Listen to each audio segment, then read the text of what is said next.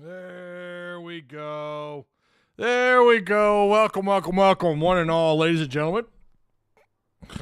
Shout out to ASN Facebook, Arkansas Sports Network Facebook. Thank you for streaming these live shows over there, as well as everyone who's watching this on Tusk Talk YouTube. Shout out to Discord. It has been, well, today it was a little slow today, but early on it was good. We had good traffic. In Discord. We keep it going. We try to keep the whole point is to keep that chat flowing. And I get it. It's hard to do 7 days a week, 24 hours a day. But for the most part, you guys have done a really good job. Shout out to the mods, of course. So if you guys are, new, please make sure you hit the subscribe button, like and share for everybody else. If you got any questions or comments, fire away. You can see our subject matter here on the screen. Take a look at that. That's what we're going to talk about today. So please make sure you like and share. We're going to talk about Arkansas and UAPB. We're going to go in a little bit deeper. Now the numbers start coming in. Now we start to get a better understanding of what's going on, at least for this game. So obviously we're going to dive into that a little bit. Arky 56 confirms that he's watching. Dad, I appreciate you being here for the 3 minutes that you're going to be here. Thank you. I appreciate that. Let Uncle Rick and Uncle Kenny know that I am live. And cousins Jeff and David, tell them I am live. I know they all watch. Shout out to the Hudson family. I don't ever give my family shout outs. Shout out to the Hudson family. Huh? All right. This is not possible without you, without Patreon supporters. Now, we had a lot of movement. Some people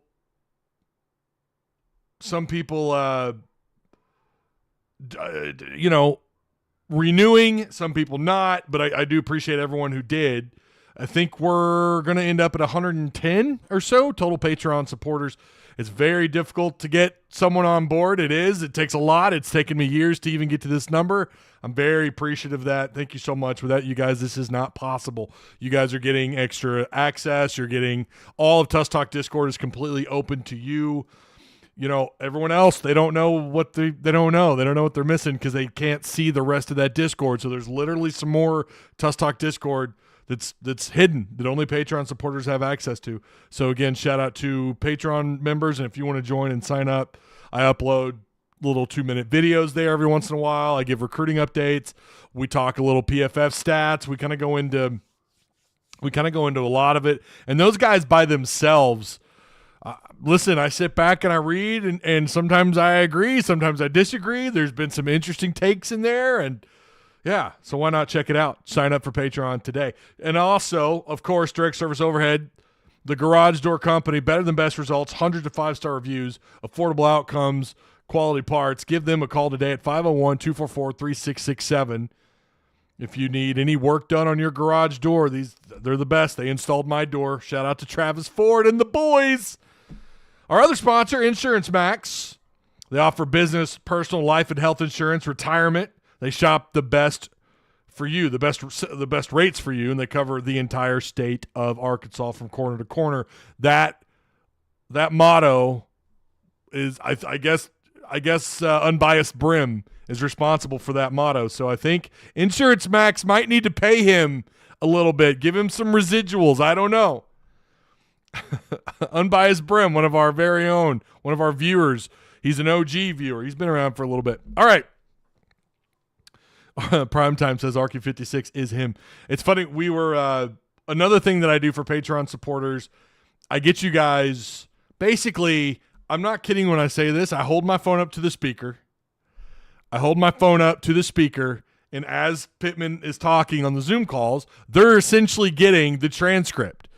Now, it's not always correct because, the computer doesn't know what the hell it's, the AI or whatever the hell's responsible, whatever's doing it, the phone itself doesn't always know what's being said, but for the most part, it's very handy.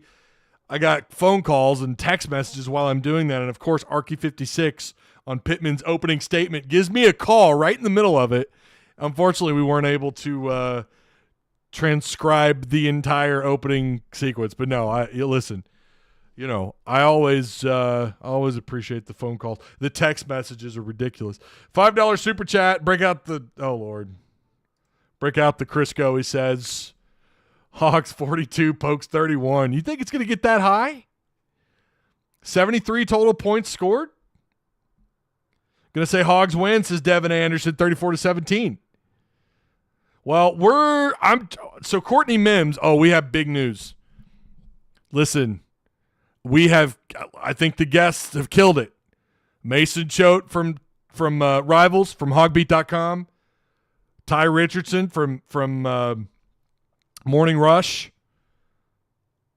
And then we had Courtney Mims on to start all that off with. Are you kidding me? That's a tough act to follow, and those guys killed it. What a week we had that week when we had all those fine individuals on. I see you, Unbiased Brim, liking and retweeting. I see you with the retweets. We've got big news. Now, I put it at the bottom because I'm going to save it for the bottom. Most of you, if you follow me on Twitter, you already know. It's probably going to be spoiled, so I might as well just come out and say it. We're getting – I was hoping I could pull the Twitter up. Cousin Shane from That SEC Podcast is coming on Wednesday, not Tuesday. He's going to be on the show Wednesday at noon. This is awesome. If you don't know who Cousin Shane is, if you don't know That SEC Podcast, listen, they have their power rankings that they do that some folks get really triggered by. I have to. I'm guilty of that. There's some times when I'm like, what the hell? However, I think this week's power rankings I don't have a problem with. It's week one, and it's always the toughest, so you kind of go in with the knowledge that you have, and if that knowledge is kind of reinforced, which I don't know if it was for A&M, oh my God, we're going to get to that in a minute, but when it gets reinforced, it makes your power ranking, whatever, a little easier. It's like, yeah, okay. You've got one game, and they did it. They did a good job. I appreciate all the retweets. Megan, I see you. Brim, Michael Kerper, Matthew McKenzie, Austin, Ty Hudson. Oh, that's me. Appreciate all the retweets on Twitter. Trust me, it goes a long ways. We got another super chat. Kerper says, Hogs 31, Pokes 21. All right, 52 points. That's pretty reasonable. When Arky 56 calls, the only option is answer. I would have, but I was in the middle of trying to get Sam Pitman, so then I had to type what Sam's response was. I didn't do a very good job of that. Holy cow, you can respond to super chats now? Whoa. How are you guys responding to the super chat? You guys seeing this? Is it just me? Heartbroken Hog responded to John's. That's pretty cool. It's about time YouTube gets a little modernized. I don't know. We're going to talk about. It's a trick, says Joe DC. We're going to talk about OK State later on in the week, but they added it a couple of weeks ago. Oh, Paul says Hogs 2, Pokes 0. All right, Paul. Always clever. Always clever, Paul. Ty, the key to this game, again, you guys are going right into Oklahoma State. We're not there yet, guys. We got to pump the brakes. Later on, we're going to talk. I'm going to get Courtney on. I watched Oklahoma State play, and I do have some takes. I think, listen, the one thing that I'm seeing in our Discord, and I'm seeing it all over Twitter, week one, when your team wins, everybody you watch looks beatable. Guys, I don't know if people in Discord just don't listen to what I say or if they just come in, they kind of type and they leave. I don't know, but I feel like I have said this so many times. Pump the brakes. It's week one. We don't know shit about Arkansas, really. They looked better. And we're going to get into that too, but listen, I said it before. I don't think the team the last 2 years could have done what Arkansas did in Little Rock. But just because other teams, like I'm seeing the A&M stuff, you got to realize who they just played. Notre Dame is a legit playoff contender. You can call them a pretender all you want if you've seen their schedule. I mean, let's be real. If they finish fewer than 10 wins. That's a really disappointing season for them. That schedule's a joke. I'm sorry. I don't think they are not a team. Once they get into the playoffs, we're going to find out more about Notre Dame. That's the sad part. I don't know that we're going to know a lot truly about Notre Dame until they get into the playoffs, which I think they will. But they are still a playoff contender team. However, that offense. Good golly, Miss Molly. Great googly moogly. Oh, man. Bad, right? Bad. Before we get into that, something caught my eye. I know you guys have probably seen this. But we're gonna show it off anyways. But yeah, pump the brakes on. Oh, we're gonna steamroll them. Oh, I can't wait till Jackson gets a hold of these guys. Guys, come on. You've watched football. Some of you longer than me, maybe twice as long as I have. I'm 40. I've been keeping up with like recruiting, in-depth stuff for probably 20 years, close to about, going on to websites back in the early 2000s when it was starting to become a thing, really following numbers, getting to know the game better. Of course, the Rams were good back then, so I was really involved. The greatest show on turf, baby. Marshall Faulk, Bruce, Torrey Holt, Kurt Warner. Oh, it's so great. I got really into football then. Of course, Arkansas, Clint Stern. That's when it all kind of started for me. We've seen this before. Everyone looks beatable when your team wins. Everybody looks beatable. Let's just wait. Let's wait. Oklahoma State will answer some questions. I do agree with that. All right, here's what stood out to me, and this is something, if you look over there, it says what not to do. Guys, this is what you don't do if you're a head football coach at a struggling football program and your seat is already on fire. We got to go to work on the football part, and I think we got to become a more consistent team, and we have to execute better. And if we can focus on those things and not necessarily what some guy in his basement saying in rural Central Florida on social media, then we got a chance to get better, right? So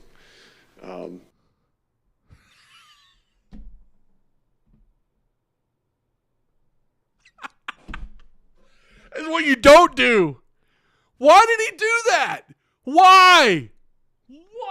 You don't take shots at the fans when your ass is already on fire. He can't sit down. He was standing up. You saw him, right? Let's take a look at that again. We got to go. He's to work standing on the up. football part, and I think we got to get more. We got to become a more. That seat's so hot he can't even sit down. What is he doing? Why would you do that? Yeah, I'm gonna blame some fat mouth on down in the middle of the swamp. Blah, blah, blah.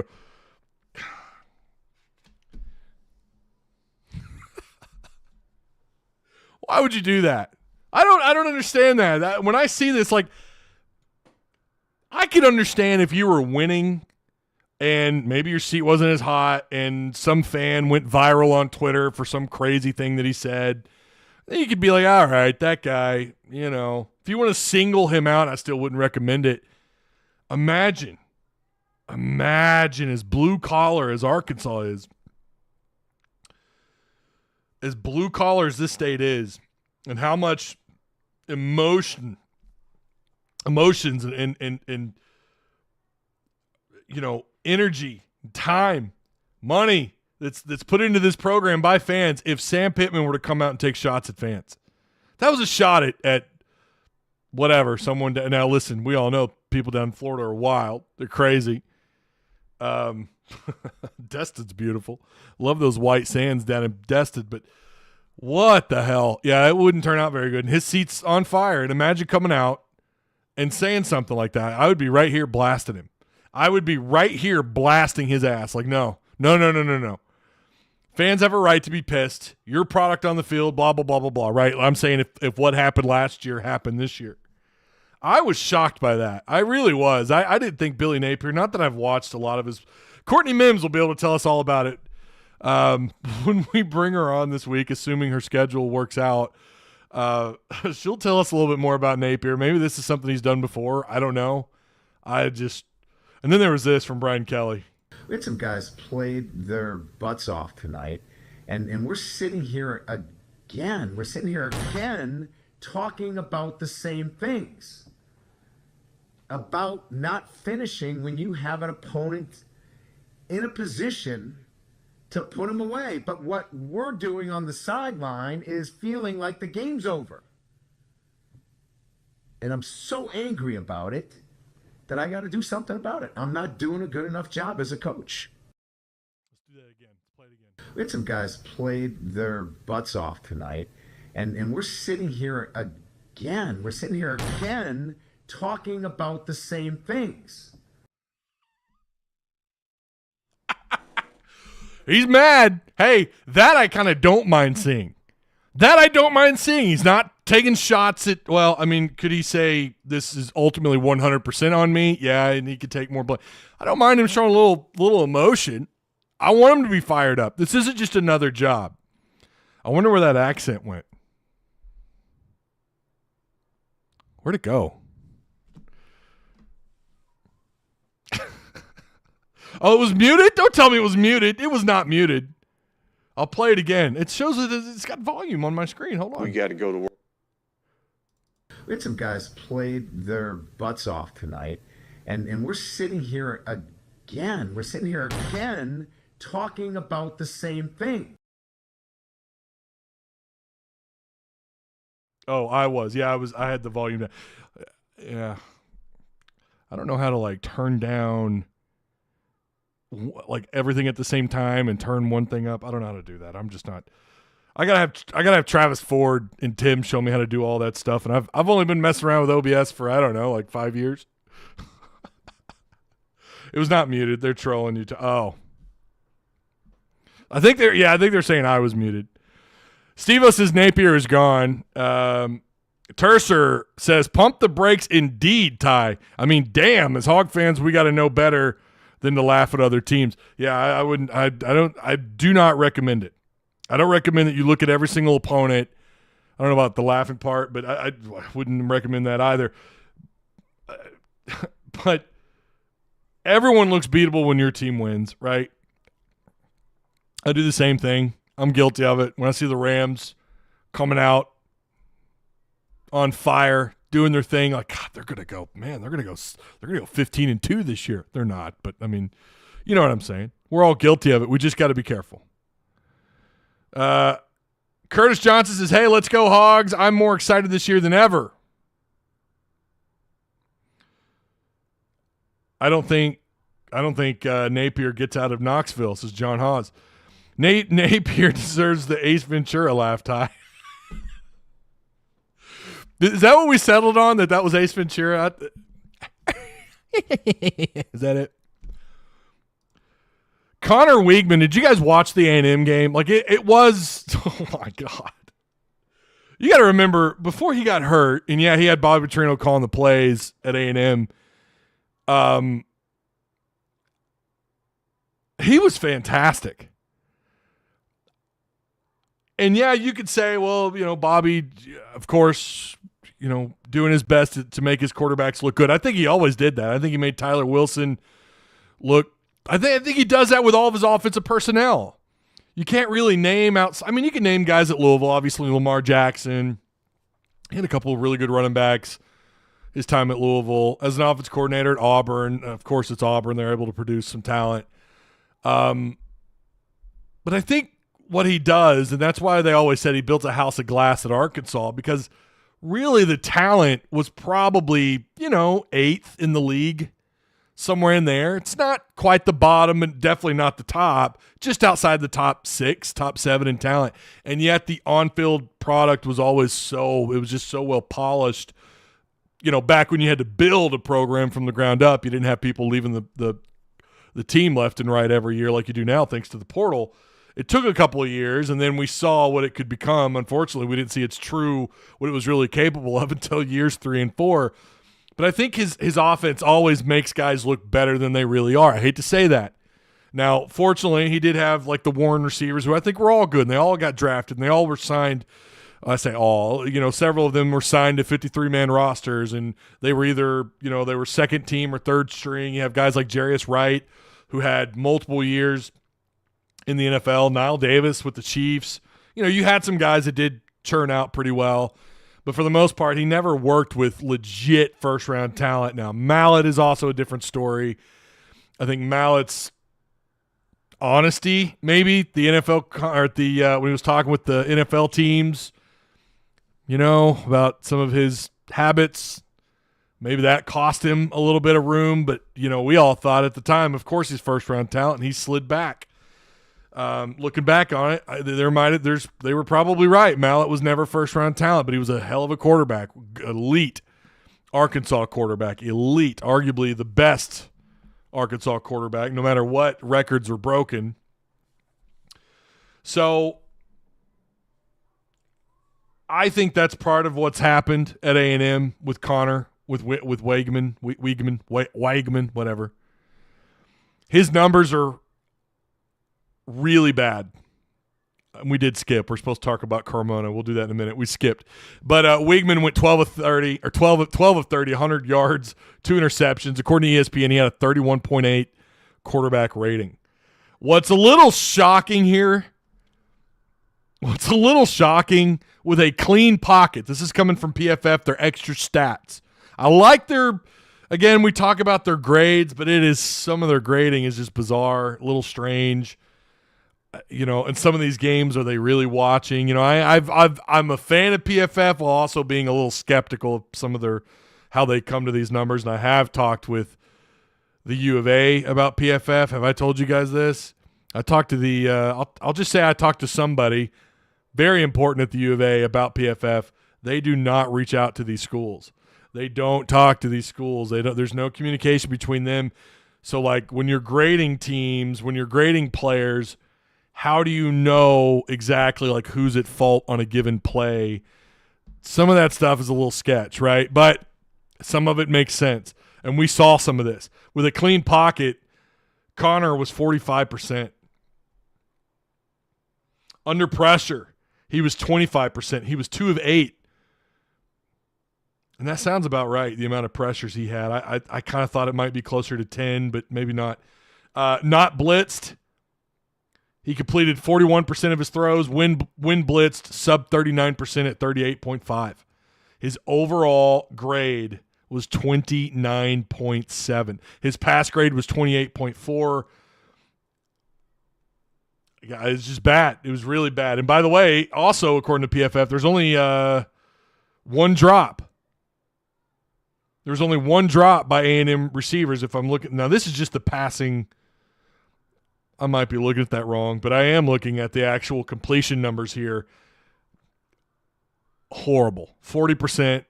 Horrible, horrible, horrible numbers. I do agree that Petrino covers up a lot of that. His style, his system. We know what they did. We talked about the article that was written or earlier this year or late last year about how A&M was one of the top, improved offenses in the country in 2023 from 22. Boy, oh boy, they're going to take a hell of a dive back. And Elko, listen, their system, they got a ways to go. I'll just say that. I still wouldn't say, I wouldn't move off right now, I wouldn't move off this being a coin flip game for Arkansas, even though Mason Choate and I talked about this on the interview I had with him a couple weeks ago. It is a game that I think Arkansas, going into the season, I felt like this was a game they could have a shot at. But it's still a coin flip game. Wagman looked terrible. I mean, I watched 80% of that game, and he just looked horrible. He was just so bad. So that is the Bobby Petrino effect, I think, to some degree. I mean, I don't know how you regress that much. Pre-injury last year, Wagman was – there's a reason why there's all this hype and excitement around him, not just from A&M media, not just from their fans, not just from within the state of Texas. Everyone thought this dude could be a legit big-time quarterback in this league. 12 of 30 for 100 yards. That is really bad. That's really bad. Wagman going to have electronics store 3.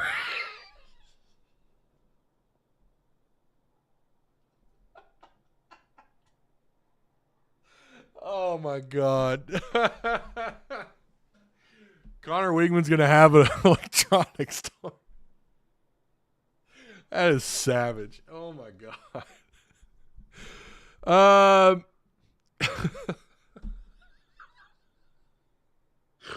Oh, my God. Where was I? All right.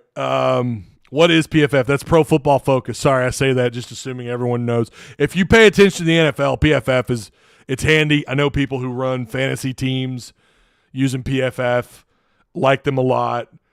Very well known in the NFL fantasy circles. They also cover college football, and it's hard to say how accurate it really is. In terms of their grading, I like the extra stats that they have access to. And I have had it confirmed that, yeah, their numbers in terms of their stats, like under pressure and stuff like that, are very accurate. But you look at like UAPB, are they going to follow more UAPB games this year? Probably not. And these numbers change too, because Carmona last year at San Jose State graded through the roof last year overall. We'll see what he does this year now that he's in the SEC. Carmona, him and Anton Jukas were two of the highest PFF transfers Arkansas brought in. Speaking of Fernando Carmona, the SEC has awarded him, I guess it's co-offensive lineman of the week. I don't really understand that, but he is.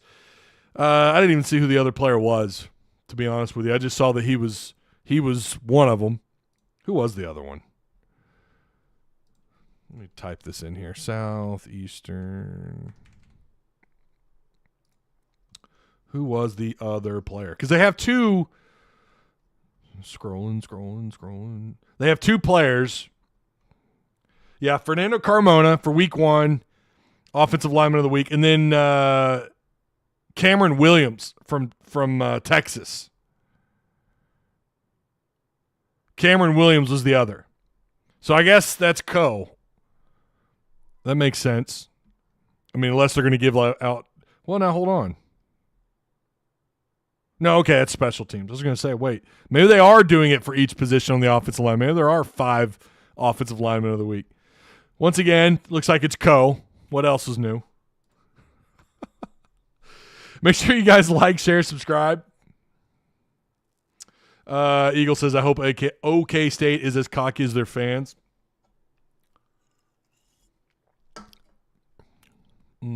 Coin flip on the road at Oklahoma State is a nice change of pace so far. You guys know where I'm at with that, though. I talked about this for the last couple of weeks. I've got Arkansas winning this game, and I still do. I haven't moved off that. Wagman is going to be Uncle Rico. Kerper says it's always co for us. You're right. It is. It's always co. Appreciate you, Mike, and them for sharing on Facebook, man. Thank you so much.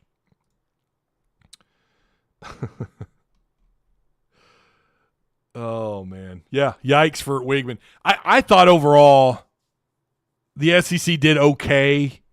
Vanderbilt, I watched quite a bit of that game against Virginia Tech.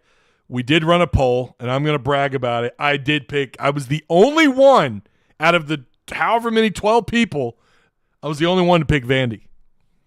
I like what they've got going on over there. We know once they hit the gauntlet, it's going to get brutal for them. It's going to get rough. But that was a very nice win for Vanderbilt beating Virginia Tech. Very nice win.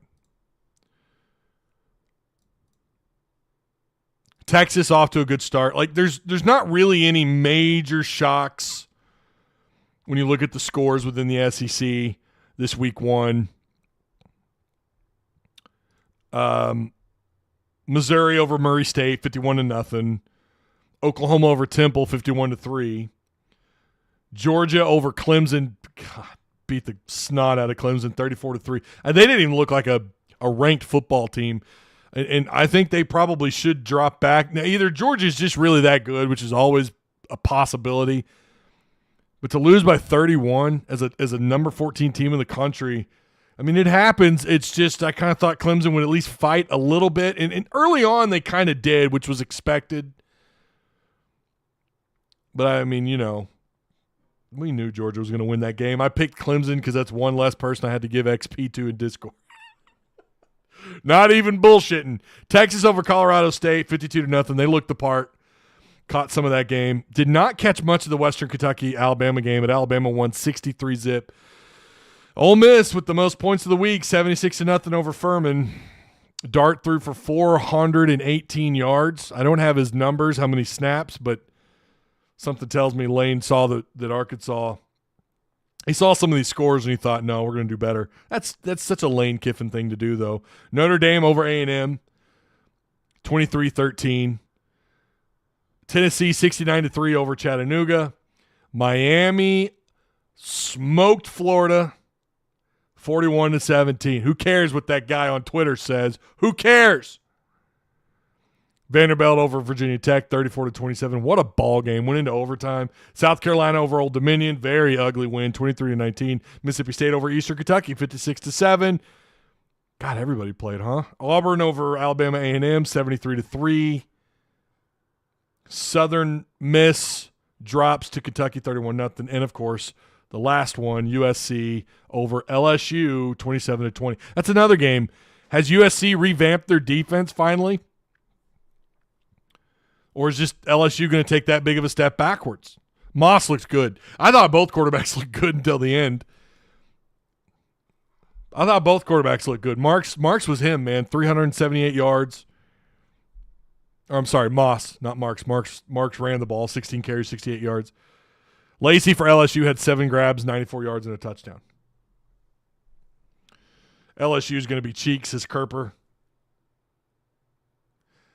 Paul with the I mean, USC has a new defensive coordinator, right? Which is what I'm talking about. They're revamping on defense. We hit 70 with 10 minutes less of a game time. I think Ole Miss actually did the same though. If I heard that right, Ole Miss actually did the same. They had their second half reduced to 10 minutes per quarter. Heartbroken Hog says, I definitely feel better about our chances against LSU. They obviously aren't as good without Jaden Daniels, and we barely lost to them on the road. It's not a bad point, but again, let's just get through week 2 first. Let's get through week 2 before we start going, we're going to beat them. We're going to beat them. I feel better about them. Auburn did 10 minutes. Okay, so Ole Miss didn't? Oh, Lane Kiffin, you're a son of a bitch. And here's the thing, like, should that even be a thing? Should that even be allowed? Like, I get why you want to do it, to lessen the embarrassment and everything, but I don't know, man. Like, I don't know how to feel about that. I get it. You want to get out of the games healthy, whatever, but you could still run your walk-ons out there. I mean, it can also really help out defensive stats when you are. It's gonna make your defense look a hell of a lot better when you're playing 10-minute quarters. It's less opportunities for them to come out onto the field, for the opponent to come out onto the field and try to do anything. And where you have to put walk-ons or your third and if there is really a fourth string, not a. Well, I mean they have enough for a fourth string for sure, but I couldn't even tell you what that would look like. But I mean I guess I could. But you'd put those guys out there, and they'd probably give up some yards. So it kind of pads stats for your defense. But it also, you can look at it like, well, it takes away numbers for your offense, which is fair. But still, I don't know that should be a thing or not. I don't know how to really feel about that. But when you're getting stomped, what does it really matter? We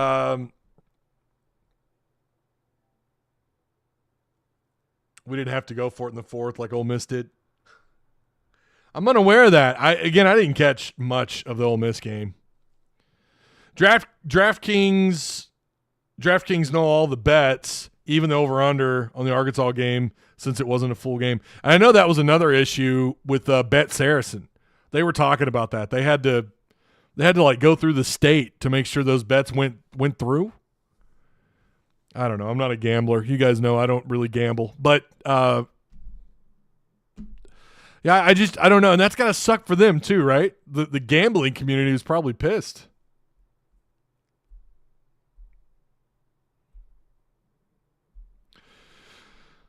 All right, how did Arkansas really do? Now, I asked you guys in the post game. That was the poll. Did the needle move for you at all? Did it move for you after that game? And I have watched the game twice. I did look at their PFF numbers, which I'm going to pull up here briefly. Coverage did suffer a little bit. And I do agree with that. But at the same time, some of those guys were twos in the second half. I didn't see it really much in the first half. If you look at the overall numbers, like this really, just looking at it from not using your eyeballs on the game, but looking at the stats, which I know eyeballs are just as important. Higgins was 11 of 23 for 123 yards. He did have, you had the Aron. I can't pronounce that kid's name. I'm just going to call him Roan. His last name is Roan. 2 catches, 34 yards. 17 yards was his longest catch from the line of scrimmage, or his longest completion for yardage. Gibson had a 17-yarder. Donovan Giles had a 21-yarder. So you gave up nearly 3 20-plus yard total plays through the air.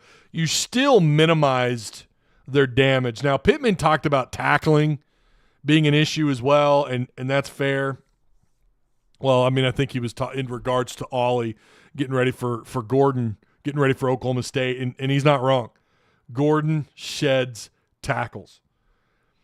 I mean, he's good at it. He's good at it. See, I even dropped an I mean. That's when you know I'm being serious here. But nobody in their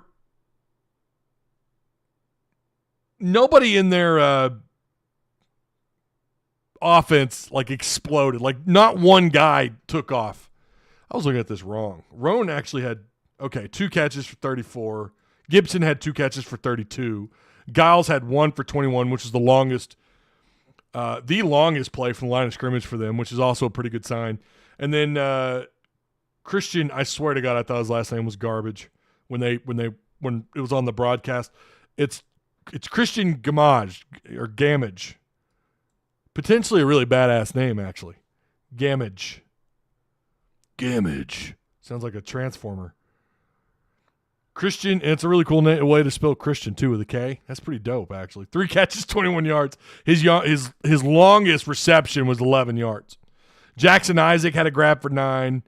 Damian Dawkins, 1 for 3. Kevin English, 1 for 3. I mean, you minimize damage on defense. You definitely, obviously didn't. There's no signs that you're going to have a bend, don't break type of game against UAPB. They've got speed. We talked about it last week. They got a little bit of speed. Did I give a score for that game? Because I don't think I did. I definitely would not have predicted 70-0. I would not have guessed Arkansas was going to blank these guys, especially knowing in the second half they were likely going to just keep the clock running. I didn't know they would just completely limit the clock. Defensively, it's hard for me to give either side of the ball. It's hard to grade. However, if you look at PFF numbers a little bit here, TJ Metcalf graded out as the highest performing tackler at 78.6, his overall grade. He was in on 20 plays where he was in coverage. He took 34 total snaps. He was targeted only once. He gave up 1 catch for 11 yards with 2 tackles. Again, this is coming from PFF. If you look at Arkansas stats, ESPN stats, PFF stats, there's another website. One of the other websites I was looking at, they all give different numbers. So it's really difficult to know exactly. I usually just go by ESPN because that's the numbers that like draft experts will use. So I just go by ESPN. But Akari Johnson graded out 77.7. Again, if you're talking about the amount of 2s and 3s that we're going to play in this game, you want, and this is just from experience of keeping up with PFF for the last couple of years. I wish I could explain it better, but I can't. You want your defense full of 70s in the tackle departments. That's where you're fine with that. You want your defense to be in of course you want 80s and 90s and 100%, but that's just, or 100 on the grade. I don't know that I've ever seen that. But they have like 16 guys that graded out in the 70s. Another guy that graded out really well, appreciate the retweet, Philip, I see you. Another guy that graded out really well was Anton Jukic.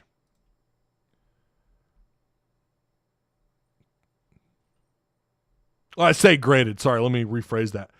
Actually ended up, I thought, having a pretty good game. PFF, I know I saw 2 hurries by Jukic. They give him credit for 3. His tackle grade is 71.1. His run defense is a score of 71.2. His overall grade is 75.4. And again, they give him 3 hurries with 3 tackles. And I don't even know if Arkansas site gives him credit for 1 TFL, a hurry. Some of these numbers are promising. Their tackle grades are not that bad. They're just not. However, they did miss some. According to this, they missed.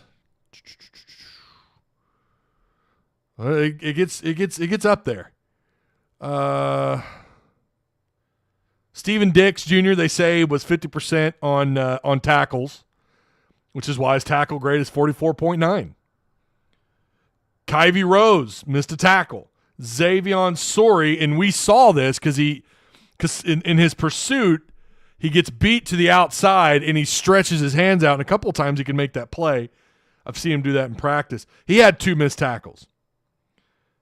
He does have a 71 overall pass rush grade because he was given credit with now PFF says he had a sack, a sack and a hit. But yeah, two missed tackles from him. Landon Jackson, we know he missed a tackle. He kept trying to body grab people.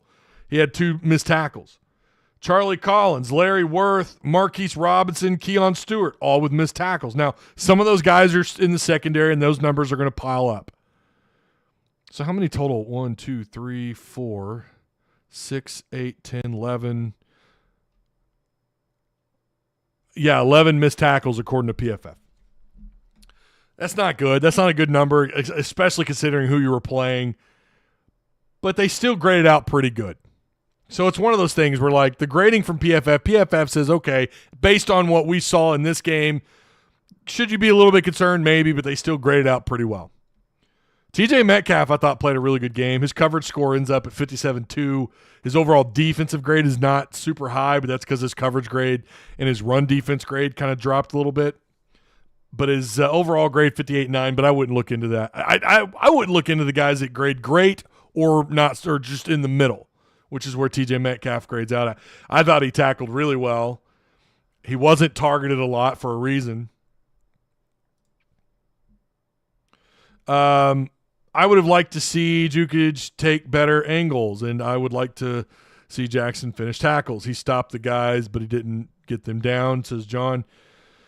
Mr. Hawes. Mike and them says, granted, it's not easy to go 10 for 10 even against air. Yeah, we're going to get to the offense here in just a second. Eric Gregory graded out really well, 73.8. No missed tackles. He also had 2 stops, which are plays that result in bad negative plays. Actually, the actual definition's right here. Defensive stops, tackles that constitute, quote-unquote, a failure for the offense. Not lost yards per se, but just a failure. So he was in on 2 of those. As was Nico Davier, Anthony Switzer, Brad Spence. All those guys were given credit for 2 stops in this game. Hey, if you guys wouldn't mind, make sure you stop to like, share, and subscribe.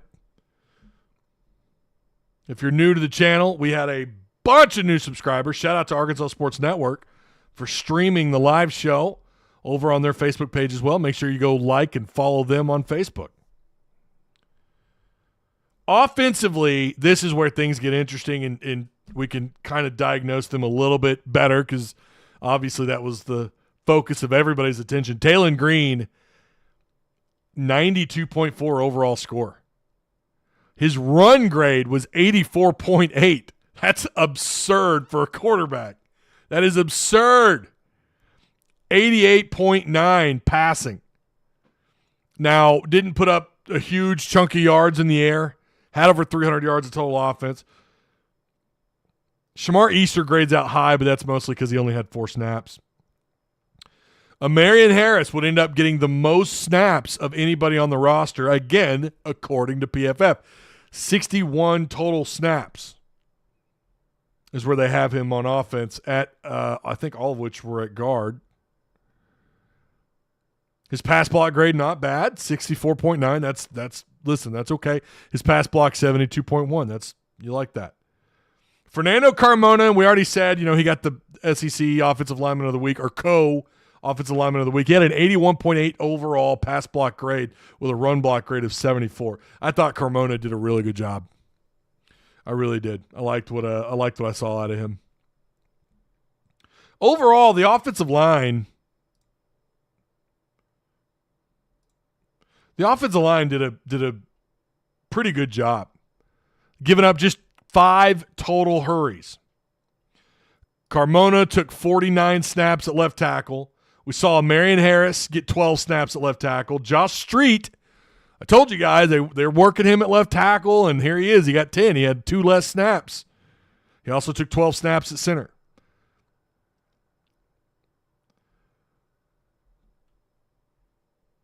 Braylon Russell had a 73.7 pass block grade. You want your running backs being able to pass. I like the command. 10 for 10 is just – it just shows you these guys are at least comfortable with what they're doing. Now, the challenge is, what do you know? What do you really know when you're up against guys that are 75 pounds below average according to the or comparing to the maybe the SEC or a Power 3, Power 2 conference? They're all 60, 70 pounds underweight on average. You know they're not as athletic. They're not as strong. They're not as talented. Let's just be honest. No disrespect to UAPB. And you mangled them. I mean, it wasn't even a challenge. So what do you really – it's hard to take anything away. I love that Jaquindon – I'll tell you what I saw out of Jaquindon was vision. Shifty for someone that size. He kind of snapped. I think it was Mason Choate when he said he's an athlete. He's not a power back. He's an athlete. And he is. He's shifty for a big guy. Pretty decent burst once he has the ball in his hands. 8 carries, 101 yards, 2 touchdowns. He had the longest run from the line of scrimmage, 46 yards. He looked the part, man. A part of me wishes they hadn't played UAPB. I wish we were talking about this, looking at these numbers, looking at the stats, and based on everything that we saw with our eyes, I wish they'd played at least a group of 5 school, a good one. Like a Tulane, or I don't know, just insert any decent group of 5 school. I wish I was against someone like that. If you're going to have a powder puff week, that's the downside of playing someone like UAPB week 1, which I don't think will be the last game in Little Rock. I could be wrong. I think Arkansas State's going to be that last game. Again, turn it into a parade, make it into a bigger deal than it is. Yay, all these years in this history, which is legit. Great history, great games. In fact, you used to play Oklahoma State down there. So, getting back to the Hogs, though, Taylon Green, 16-23, 229, 2 touchdowns. Malachi, who looked so poised. And, again, we talked about a lot of this in the postgame, but he looked so poised. 80%, 120 yards, 12 yards per completion. KJ Jackson didn't throw the ball a lot. Again, that's the disadvantage of cutting these corners down. We couldn't see him play more. We couldn't see more of KJ Jackson. We couldn't see more of Braylon Russell, Rodney Hill. Couldn't see more of those guys. That's the downside. Nobody in the passing game outside of Tislaw's nasty catch. That was nasty. That was nasty. That was dirty. That catch he had. That was chef's kiss. But we only saw him 3 grabs, 53 yards, no touchdowns. Tyrone Broden, 3 grabs, 35 yards and a touchdown. Ty Washington, 23-yarder. That was that dime by Taylon Green as he's running out of the pocket. Taylon Green just looks like he just looks so comfortable. And it was so obvious that Bobby was doing a good job of making guys on that offense, getting them in open spots, open parts of the field, allowing their athleticism to flourish. That's what you do. You get your playmakers out in the open. And that's what he tries to do. And he plays to his quarterback strengths. He doesn't, like what happened with KJ last year and Dan Enos. Love the control, the offense. I mean, but it's, and like someone mentioned, when you're playing up against air, which that's ultimate disrespect to someone. I'm not trying to say that, but in reality, UAPB, I think Fayetteville High could probably go down there and beat them. I don't know, maybe not, but It's just not an easy comparison. And at least Fayetteville High would maybe give them a ball game if they lost. I've got a critter crawling on my camera. I was hoping he'd crawl on the lens. See what that looks like. Nope, crawl down to the lens. Oh, here he goes. Here he goes. Do you see him? Oh, did you see him? Oh, now he's gone. What are you? Looks like a little cricket. Anyways, I've always got either a fly, and he's gone. I don't see him. Our buddy's gone. He may have died. Yeah, it is so difficult to judge much and to really do deep dives, but, we tried our best here. We did our best. I was impressed. The 10 for 10 is very, very difficult. That's not easy. Doing that against air is not, and you're right. It just looked like a rehearsal. It looked like the scrimmage to prepare for Oklahoma State. That's what that looked like. And that's what it was. It just happens to count on your total, your wins. Blackstock looked like a beast. He did have one hold, though, says Joe DC. Dan Enos may turn out to be the best hire Sam ever made. We wouldn't have Petrino right now. It's like when Ty Story came to town and beat Arkansas. Look what happened. The dominoes fell. I'm glad someone said it, Bob.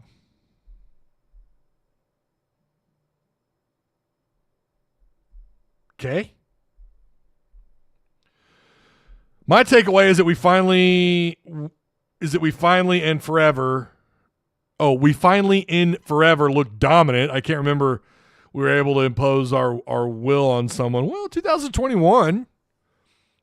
It wasn't that long ago. KJ Jefferson, not butt cheeks. Are you trying to say butt cheeks? Just had a bad OC last year. Didn't really have a great game for UCF, but did end up playing better as that game went on.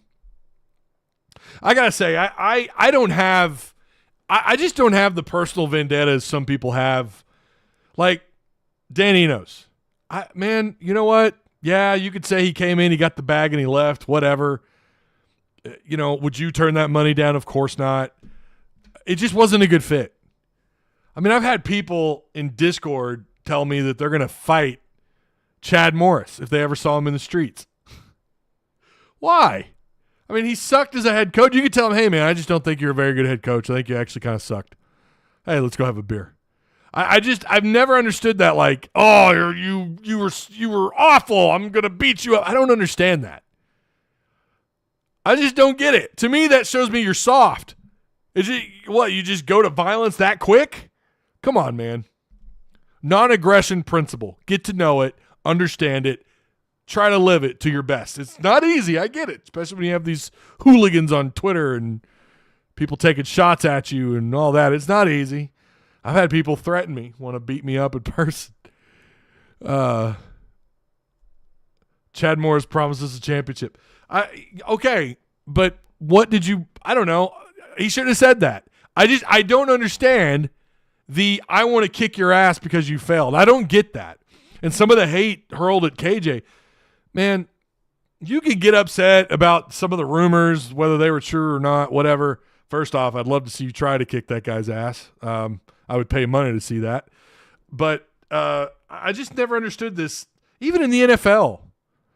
Are there some things that have been said where I get angry? I'm like, oh, what an asshole. Yeah, of course. I just don't understand I want to beat him up because he failed here. I don't get that. I guess I'm just not a fighter, I guess. I don't know. God wasted his time making me big. I'm just not a fighter. I don't – like you have to threaten me. Like you have to punch me in the face or threaten my family. Then it's a different story. I wouldn't fight him, though. I've stood almost toe-to-toe with KJ as a big human being. That's a big dude. No, none of you would want to – I would dare you, in fact, tell him he sucked. I would love to see that. We need our linebackers to play the game of their life on Saturday. Yeah, again, we're going to wait till the end of the week, and we'll dive into Oklahoma State. I am really fascinated with this game.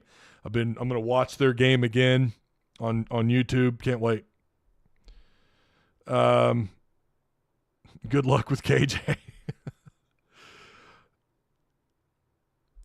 It's good luck, KJ, but his one read quarterback skills are what they are. Yeah. No, he struggled. I mean, I think too, it's different when you're running straight out of a high tempo RPO. You know, I mean, it's different. And he wasn't just a one-read quarterback in that system, although that system, you need to be a one-read quarterback. You need to be able to make that read and then tuck it and run, a guy like him. I mean, he was good in that system.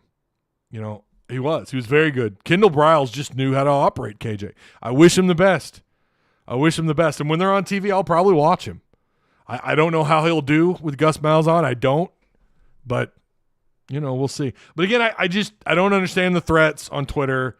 I just don't subscribe to that. I just don't. Ty, if we have success this year, do you think Pitman will be able to handle it if Petrino gets most of the kudos? I'm so glad you brought that up, Jeremy, because that is actually a note that I have for Courtney Mims. That's a very good point. And the question for Courtney is, and I hope our schedules align so we could talk about it this week. The question I would have for Courtney is this a lose-lose situation for Sam? I would say no, just me personally, because if Bobby works out, yes, he's going to get the credit. You've already kind of heard Sam like, hey, I hired Bobby. You know, we've heard that a little bit. You know he's feeling it.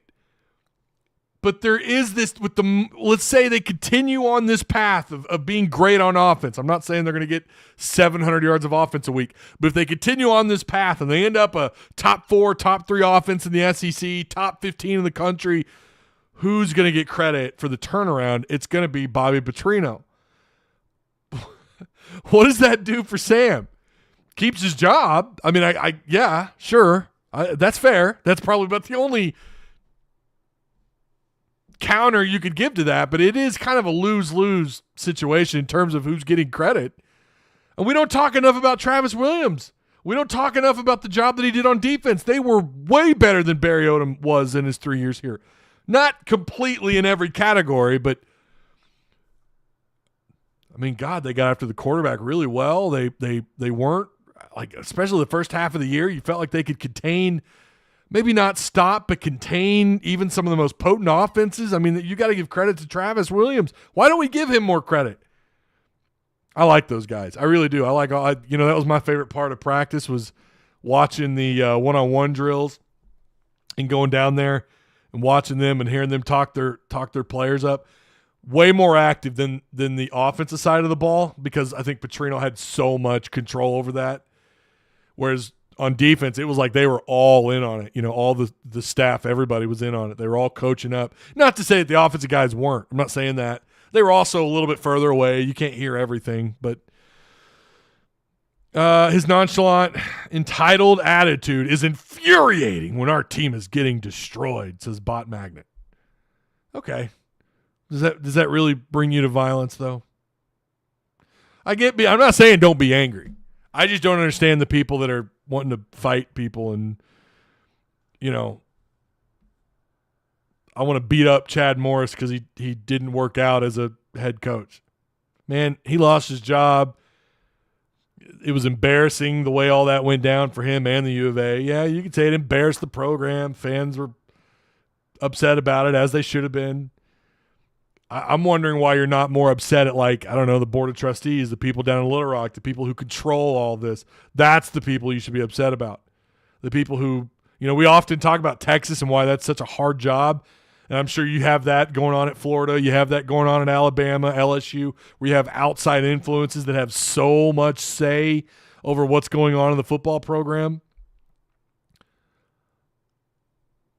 I mean, who's to say that wasn't the same thing with Chad Morris here? I don't know. I don't think he was ever a good coach, ever.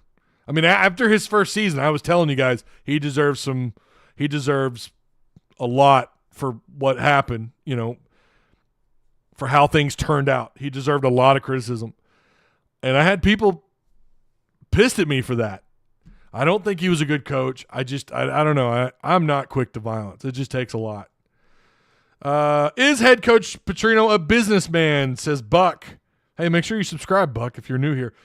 I don't know that I've ever seen you in here. Could he do such a great job this Razorbacks football season that he has offered a head coach? Yeah, and that's the other part of this, right? If Bobby gets this much credit, turns Arkansas offense from being an embarrassment to being one of the top 3 in the conference, you bet your ass someone's going to go for him. Try and bring. Who knows? Maybe not in the SEC, but another power 2, power 3 team. He's making 1.5, right? He's like one of the top 10 highest paid offense coordinators in college football. Last I saw, that could be. I don't know. That might have changed. Just a lot of haters out there for no reason, says Curtis Johnson. Well, I mean, they have reasons to be upset, right? I mean, I'm not saying that. Again, I'm not telling you to not be pissed at Chad Morris. But threatening violence against somebody like John Haas says Petrino to Florida. Hey, you never know. You never know. John, that's not as crazy of a take as some people are going to accuse you of here. Morris being brought back for year 2 was insane. And the program back years, well, again, who deserves blame for that? And Hunter, that wasn't Hunter's hire, of course.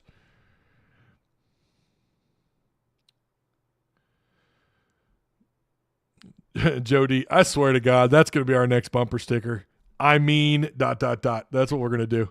I do it. I've done it like 6 times. Ty, do you think there could be some resentment that gets to Coach T. Will if Coach P gets all the glory? Could that push him to move on quicker? Okay, that's actually a really good question. Offensive coordinators are going to always get the glory if they've got a good product on the field.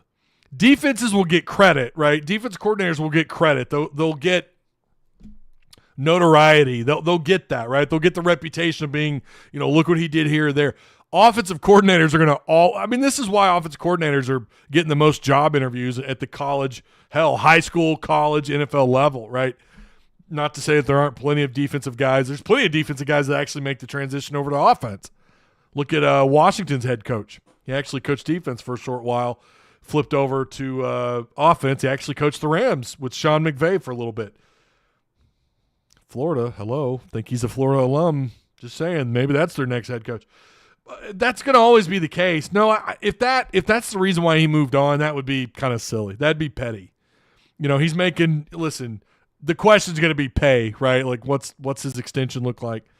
No, if you're moving on because someone else is expectedly getting more credit than you are, you're soft, bro. You don't need to be in coaching, and I don't see that. Travis does not strike me as that kind of guy. Florida going for Kiffin 100%. I think that could be the case too. But my problem with that is Ole Miss is not going to let him go. They know what they have. I just don't see him leaving Ole Miss. Ole Miss has positioned themselves really well. See what cheating does, Yeah, you could fire Hugh Freeze, but it sets you up on a pedestal. Talking about things on the pedestal. It set Ole Miss on another level. You remember the players, Treadwell, the tackle that admitted on national television that he was paid. Who gives a shit? Yeah, Ole Miss caught a little penalty, whatever. It paid off. Look at him now. Cheating pays. Miami cheated their asses off for years. The only school that cheated their ass off, got caught, and then paid the ultimate price was SMU. By the way, Pony Express is still one of my favorite sports docs. That's a good sports doc. Eric Dickerson drops Arkansas, by the way. He named drops Arkansas, says that we offered him money. Go watch it. It's good. He could have been lying out his ass, but I doubt it. But who cares if you get caught, right? God, I hate Ole Miss. God, I hate that school. I hate them. Hope we beat their ass and everything. I know we won't. I know Arkansas won't. I don't like their chances in football, but basketball and baseball, damn it. Kiffin only leaves if the Bama job opens up 3 to 5 years. I don't know. I just don't know. And he's already been in the NFL. He's with the Raiders. Kiffin, I just don't see him going anywhere.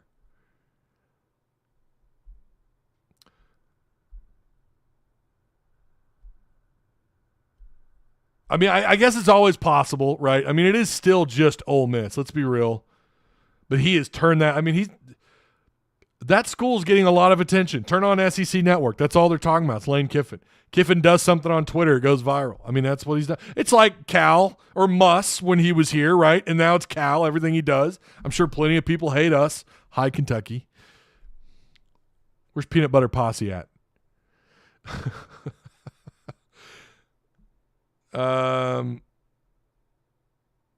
John, if I gave away XP for someone who brags as often as you do, better let them know I haven't missed a coaching hire yet. I think that's debatable. Mr. quote unquote, I don't know ball.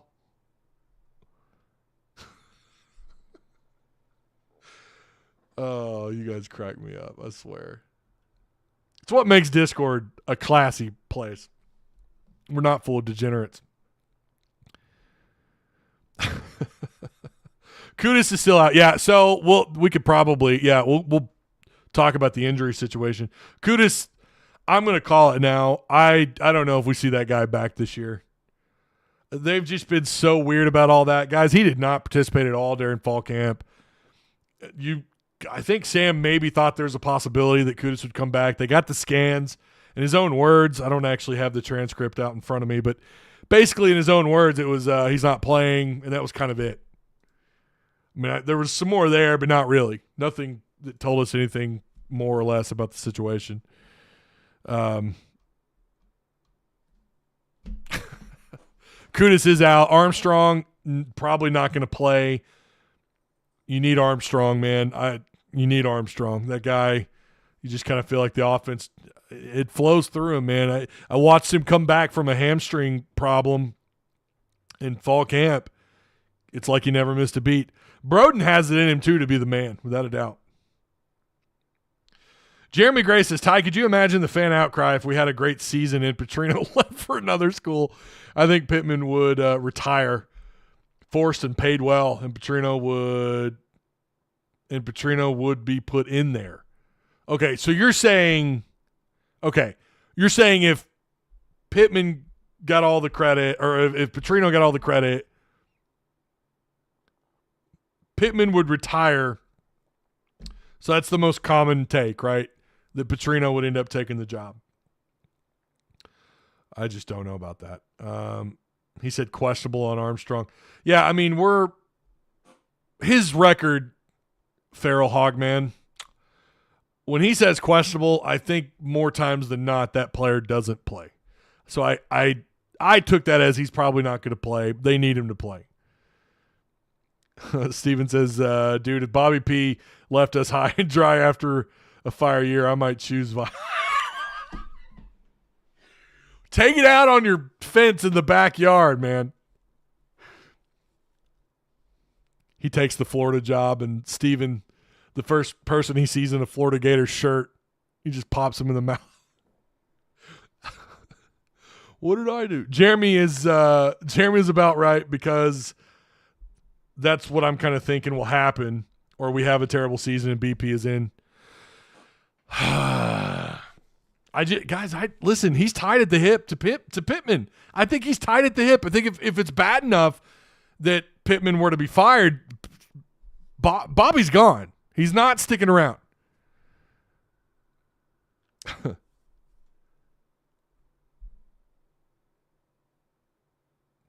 So again, Curtis says Jeremy is right.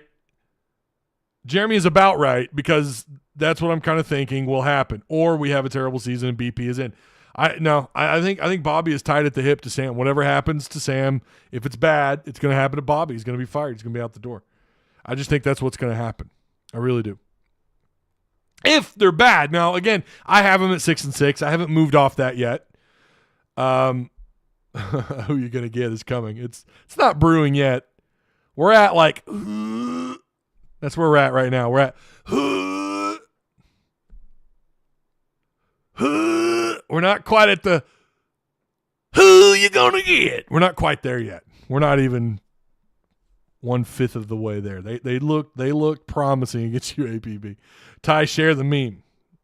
Well, I it's a process. I have to pull it over to OBS. I don't want to go through all that in the middle of a live. By the way, shout out to ASN, Arkansas Sports Network. If you're over there watching, appreciate you. Brad Caldwell commented over there. He said, got to win one of the three, Oklahoma State, Auburn, and A&M. The more wins of those three, the more successful the team does. That's from Brad Caldwell over on ASN. Again, feel free to go share that stream too. I mean, why not? We could probably do a poll really quick. They have this create highlight. I don't ever mess with this. Why do they want you to do that midstream? Should we do a poll? No. We're going to wait. I want to wait to do the poll. I want to wait. If we have an opportunity to do it. The poll is going to look like something, does Arkansas beat Oklahoma State? It's going to be that simple. I think most of you think that they would. And here's what's funny. I think most of you think that Arkansas does beat Oklahoma State. Now, I think before UAPB, I bet a lot of you would say no. And that's fair, right? Because I think everyone saw something, even though it was UAPB down in Little Rock, whatever. I think we all kind of saw all right, this looks all right. Okay, this looks good. I don't think any Chad Morris year they could ever look like that. Maybe 1 year out of Brett Bielema's time here, 2015. That was pretty explosive offense. I don't think that the last 2 years teams would do that. Which is a good sign. Are you inching closer to what you looked like in 2021 in terms of just who you are as a team, right? How good or bad you are. Courtney Mims, win-loss bet pick. I think she's already stated what she's going to do, right? Remember, Wednesday, Cousin Shane from That SEC Podcast is going to be on at noon. Now, I haven't made up my mind if that's going to be public or if that's going to be a recording yet. Just make sure you hit the notification, the bell, wherever the hell it is on your screen.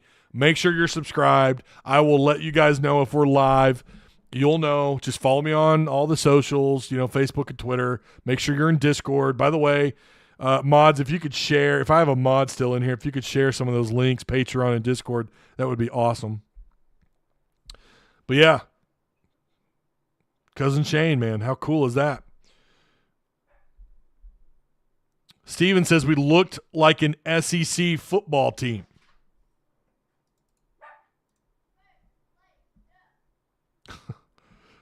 My kids are yelling at my dog. One of my dogs is scratching at the door. Well, okay, I'll do it. Here's the Discord link if you guys haven't already checked that out and joined. Again, if you're a Patreon subscriber, if you're in Patreon, you have full access to that entire Discord, which is all the stuff where we're going in deeper about football. We're going in deeper about basketball. We're going to dive. We've already dove into some of the PFF numbers. We did that yesterday. So some of what I talked about tonight was not a surprise to the Patreon folks. So there's Discord.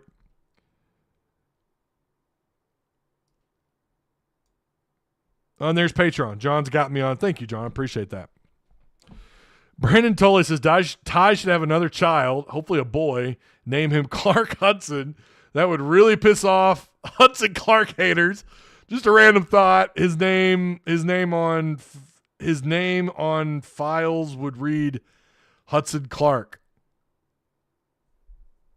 Well, I was going to say it would just be Clark Hudson. Or name him, well, yeah, you're just kind of screwed.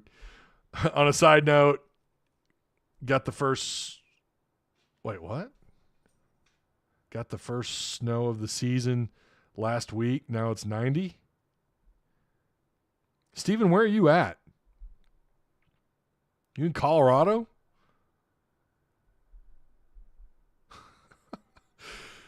Shout out to all the sponsors. Direct Service Overhead, the Garage Door Company, same-day services, quality parts, affordable outcomes. better than best results. 501-244-3667. They put on your boys' garage door, and it's nice and modern looking, and it's awesome. I love my garage door. And I have had neighbors. I've handed out the cards. I have right here. I've got some of the cards. I hand them out to my neighbors like, "Where'd you get your garage door?" I'm like, "Right here." They did a good job. So check out their link or give them a call, 501-244-3667. And, of course, Insurance Max. They cover the state corner to corner. Business, personal, life and health insurance, retirement. They got your back. They shop the best rates for you. The Arkansan.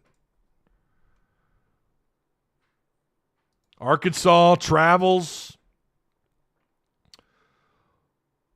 I guess they'll leave Friday. On their way to Stillwater, Oklahoma, 11 a.m. kickoff. That's good. Listen, you like that. If you're the away team, you don't mind that. It's going to be on ABC. Apparently, direct service over. Apparently, the who is it? Dish. There's some issue with one of these satellite companies not being able to show the game. I think that's settled. I think if you're in the state of Arkansas and you're on satellite, who is it? DirecTV? Is that the – yeah, we used to have DirecTV. I think they had some sort of issue. You should be able to watch it this weekend. Again, 11 a.m. on ABC. I don't know why you should be able to pick that game up. And then you have UAB. God, could you imagine heading to Auburn 3-0? Probably, yeah, you'd be ranked with a top 20 win on the road. Yeah, you'd be ranked at 3-0 on the way to Auburn, Alabama for what could be a 7 p.m. kickoff. Could you imagine that? Oh, my God. Steven says, I need DSO up here. My door sucks. Well, you're in Montana.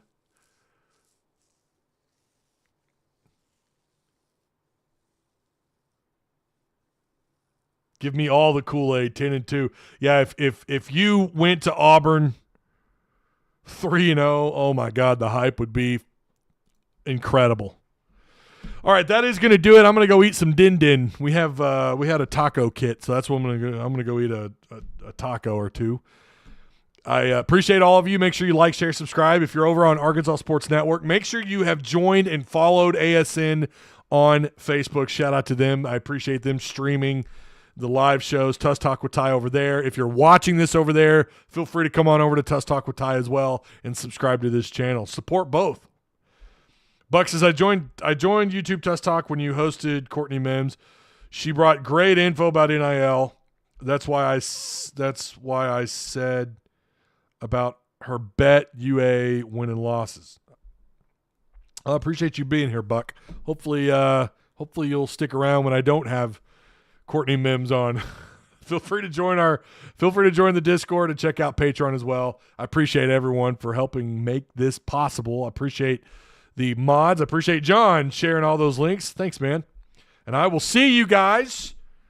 If we don't, again, Courtney, it's going to be, we don't have a schedule set up yet. It could be tomorrow, could be Thursday, but know that Wednesday, either I'm going to be recording the interview with Cousin Shane, or it's going to be live. I don't think we're going to have a lot of time. It might be like 25 minutes or something, but I'm looking forward to every minute of it with him. That'll be a first that we've ever had Cousin Shane on, so looking forward to it. I will see you guys, well, when I see you.